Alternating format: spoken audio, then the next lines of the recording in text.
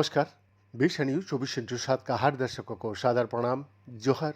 दर्शक, त्वचा विशेषज्ञ वर्ष 2015 से त्वचा कैंसर के इतिहास वाले रोगियों को निकोटिनामाइड पूरक की सिफारिश कर रहा है, क्योंकि 386 लोगों पर किए गए एक नैदानिक परीक्षणों में पाया गया कि विटामिन B3 के इस रूप को लेने वाली में नए कैंसर कम विकसित हुआ।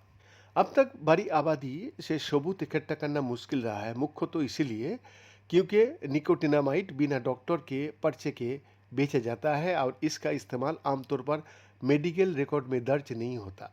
इसीलिए इस चुनौती से निपटने के लिए शोधकर्ताओं ने वेटरन्स अफेयर्स कोऑपरेटिव डेटा वारहाउस का रुख किया और जामा डर्मेटोलॉजी के 17 सितंबर के अंक में अपने निष्कर्ष को रिपोर्ट दी।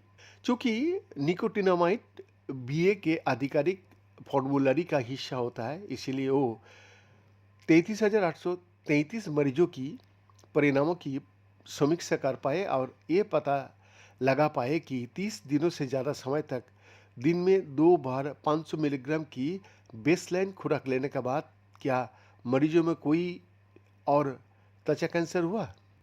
विश्लेषण में त्वचा कैंसर के 2 सामान्य प्रकारों पर ध्यान केंद्रित किया गया, बेसल सेल कार्सिनोमा और क्यूटेनियम स्क्वैमस सेल कार्सिनोमा।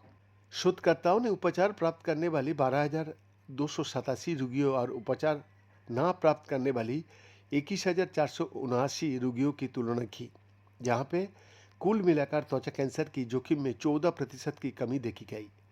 जब पहली बार त्वचा कैंसर होने के बाद निकोटिनामाइड लिया गया तो जोखिम में कमी 54% तक बढ़ गई, लेकिन बाद के त्वचा कैंसर के बाद उपचार शुरू होने पर लाभ कम हो गया।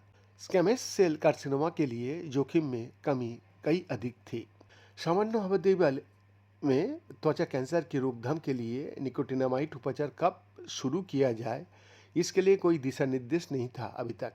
ये परिणाम वास्तव में हमारे व्यवहार को बदल देंगे, बजाय इसका कि हम इसे तब शुरू करें जब मरीजों में कई त्वचा कैंसर विकसित हो चुका हो और इसे पहले शुरू कर दिया जाए।